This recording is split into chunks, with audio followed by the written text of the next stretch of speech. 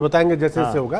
क्योंकि खेमेबाजी और पार्टी के अंदर इंटरनल जो राइवलरी होती है कि प्रतिद्वंद्विता होती है वो कांग्रेस के साथ साथ बीजेपी के अंदर और भी इस पर नजर डालना जरूरी है। एंटी इनकम्बेंसी वाला सवाल है ये कि क्या सत्ता विरोधी लहर है। 52% लोग कह रहे हैं हाँ लहर है, यानी कि एंटी इनकम्बेंसी फील कर रहे हैं लोग। अभितोष हमारे साथ ग्राउंड पर है, उनके पास चलेंगे। अभितोष, क्या कह रही है राजस्थान की जनता? आपने राजस्थान ट्रेवल किया, लोगों से बातचीत की, आपने जमीनी नब्ज टटोली और सियासी जो हवा है उसको भांपने की कोशिश की। क्या कह रहे हैं लोग? एंटी इनकम्बेंसी हमारे ओपिनियन पोल में तो बहुत ज्यादा मान रहे हैं और कह रहे हैं हाँ सत्ता विरोधी लहर है। 50% से ज्यादा लोग कह रहे हैं। बड़ी मिली जुली प्रतिक्रिया है यहाँ पर। विवेक, हमारे साथ बहुत से लोग जुड़े हुए भी हैं, अलग अलग विचारधाराओं से ये लगातार जुड़े हुए हैं और उनसे ही जान लेते हैं कि क्या कह रहे हैं वो, क्योंकि लगातार उनका ये कहना है कि निर्दलीय की भी भूमिका बहुत अहम रहेगी। देखिए, सबसे पहले तो आपके चैनल के माध्यम से देश की जनता का बहुत बहुत धन्यवाद और बधाई देना चाहूंगा कि सभी ओपिनियन पोल में जहां जहां पर चुनाव हो रहे हैं कांग्रेस पार्टी भारी मतों से विजयी होती हुई दिख रही है। और जहां तक मैं बता दूं ये ओपिनियन पोल है, ये रिजल्ट नहीं है ना। जहां तक राजस्थान के मुख्यमंत्री अशोक गहलोत जी की बात है तो राजस्थान की 36% जनता ने अभी ओपिनियन पोल में 36% लोगों ने भी उनको सराहा है। मैं तो सिर्फ ये कहूंगी कि जितनी योजनाएं अशोक गहलोत जी ने दी हैं पब्लिक को और वो उसका फायदा उठा रहे हैं, चाहे वो कोई पार्टी हो, तो वो हम तो उसको सर्व मानेंगे ना। ये है ठीक है, तो आप बताइए। मुझे लगता है कि ऐ गरीब तेरे सपने कभी पराए, कभी अपने की बजाय होने दे। ऐ गहलोत तेरे सपने कभी पराए, अभितोष जिन योजनाओं को अपना बता रहे हैं वो योजना है। चलिए हमारे साथ हाँ जी, अब वो बीजेपी के कार्यकर्ता हैं, जाहिर सी बात है कि वो कांग्रेस की आलोचना करेंगे ही, तो ये बात समझ में आती भी है। हमारे साथ 3 मेहमान और हमें दिख रहे हैं स्क्रीन पे, 4 मेहमान। सौरभ द्विवेदी हैं, संजय राणा है, ऋषि मिश्रा हमें ज्वाइन कर चुके हैं, साथ ही सैयद जवाद भी हमें दिख रहे हैं, सभी राजनीतिक विश्लेषक हैं। मैं ऋषि मिश्रा आपके पास आ रहा हूं। कांग्रेस की नब्ज को आप बेहतर बता पाएंगे क्या? सचिन पायलट वर्सेस गहलोत जो कुछ भी हुआ, हालांकि कांग्रेस ने कहा कि ये सब कुछ आपसी विवाद होता है हर पार्टी में, घर में अगर 4 बर्तन रहेंगे तो आवाज तो आएगी, धड़ाम धुड़ुम होगा ही, लेकिन सब कुछ ठीक है, ओके है। क्या ऑल इज वेल है राजस्थान में सब कुछ, या कुछ डेंट लग सकता है?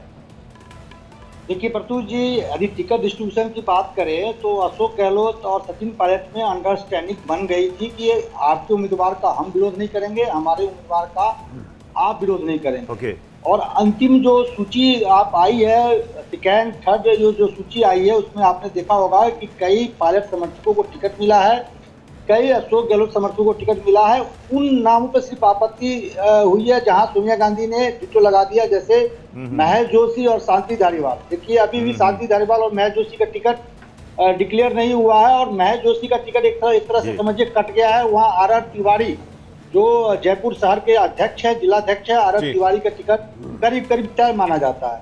आपने जो जयपुर का दिखाया है, आप हमसे एक एक कंस्टिट्यूंसी का ले लीजिए यदि समय देंगे तो। सांगानेर से शुरू करता हूं। सांगानेर में पुष्पेंद्र भारद्वाज और क्या कहते हैं कांग्रेस ने, बीजेपी ने भरतपुर से एक ब्राह्मण है, हरियाणवी ब्राह्मण है, उनको टिकट दिया है। और आप यदि सांगानेर में देखेंगे तो हरियाणा वाले जो ब्राह्मण हैं उनकी संख्या काफी है। लेकिन बीजेपी के लिए माइनस पॉइंट यहाँ पे ये है कि जो उम्मीदवार हैं वो भरतपुर के रहने वाले हैं। इसी तरह सिविल लाइन में आइए, सिविल लाइन में प्रताप सिंह खजरबाज विधायक है, लेकिन बीजेपी अभी वहाँ टिकट डिक्लेयर नहीं की है। वहाँ पूर्व प्रदेश अध्यक्ष अरुण चतुर्वेदी पिछले बार लड़े थे और उससे पहले ऋषि जी आप सीट वाइज जाइएगा तो हम लोगों को रात 12-1 बजे तक कार्यक्रम करना पड़ेगा। अरे भैया तो जयपुर की बात कर रहे हैं, मैं जयपुर की, मैं मोटा मोटी बताइए ना फिर। अरे भाई मैं कह रहा हूँ मोटा मोटी बताइए, जो प्रोजेक्शन हमने रखा है उससे एग्री करते हैं और नहीं करते हैं तो आप क्या प्रोजेक्ट करते हैं फिर? अरे भैया हमारा मेहनत को तो थोड़ा रिफ्लेक्ट होने दीजिए। हम पटना से बैठ के कंस्टिट्यूंसी का बता रहे हैं और ये कह रहे हैं। मैं समझ गया ऋषि मिश्रा जी, मैं समझ गया। माइक्रो लेवल की आपकी अपनी मॉनिटरिंग है, तैयारी है। जाहिर सी बात है कि भाई इतने सालों से आप यही करते रहे और ये अच्छी बात है। अच्छी बात है कि आप इतना माइक्रो लेवल पर जाके किस सीट से कितना उम्मीदवार, कितने वहां पर, हाँ कितने किस कास्ट के कितने वोट, ठीक है। मैं फिर दोबारा आऊंगा, अभी है समय है ऋषि भाई अभी समय है, अभी समय है, मैं दोबारा आऊंगा। एक लाइन का खत्म कर दूंगा। ओवरऑल कुछ कंस्टिट्यूंसी में अभी टिकट डिक्लेयर नहीं हुए हैं। हाँ। टिकट डिक्लेयर हो जाने दीजिए। जयपुर हमेशा से बीजेपी का गढ़ रहा है, शहरी एरिया है, लेकिन कुछ टिकट डिक्लेयर हो जाने दीजिए। यहाँ लड़ाई कहीं ना कहीं मुझे रोमांचक दिख रही है। सैयद जवाद कुछ भी है, सैयद जवाद को भी लाइएगा। मैं संजय राणा आपके पास भी आऊंगा। सैयद जवाद, अभी तक जो हमें ओपिनियन पोल मिले हैं, मध्य प्रदेश, छत्तीसगढ़, वो पूरी तस्वीर हमने दिखा दी। राजस्थान में हम देख रहे हैं, जो बात कही जा रही थी कि अशोक गहलोत की लहर है, दोबारा उन्होंने रिवाइव कर लिया, ये आपसी विवाद सब खत्म हो गया। लेकिन अभी 72 सीटों का ये ओपिनियन पोल कह रहा है कि बीजेपी को एज तो मिल रहा है। 40 से देखिए 44। प्रत्युष भाई, इन ओपिनियन पोल्स के अंदर मुझे लगता है कि अभी थोड़ा सा और समय लगेगा। जैसे जैसे चुनाव नजदीक आएगा वैसे वैसे माहौल चेंज होगा। देखिए, सबसे बड़ी कांग्रेस के पास इस वक्त चेहरा है, तीनों इलाकों के अंदर उनका चेहरा है, और सचिन पायलट भी एक बड़ा चेहरा है। आपने अभी अपने ओपिनियन पोल में दिखाया कि 36% जो है वो अशोक गहलोत के ऊपर लोग यकीन करते हैं, और दूसरे नंबर पे 17% जो है वो दूसरा फेस कांग्रेस का ही है, जिनके ऊपर 17% आपने बता ले।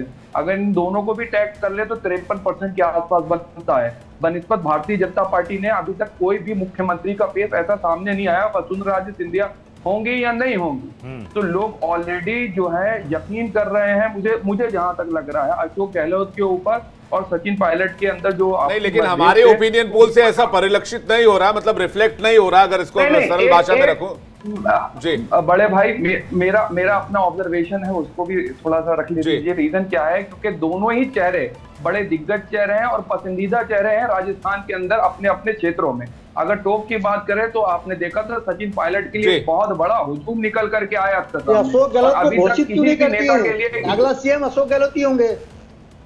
अशोक गहलोत को इतने पॉपुलर है अशोक गहलोत, तो घोषित कर देते ना कि अगला सीएम अशोक गहलोत ही होंगे। नहीं, अशोक गहलोत तो एक चेहरा है ही। ठीक है सौरभ। No doubt. विवेक, मैं आगे बढ़ने से पहले, लेकिन ये तीनों क्षेत्रों के अंदर बीजेपी का कोई चेहरा ही नहीं है सीएम फेस का।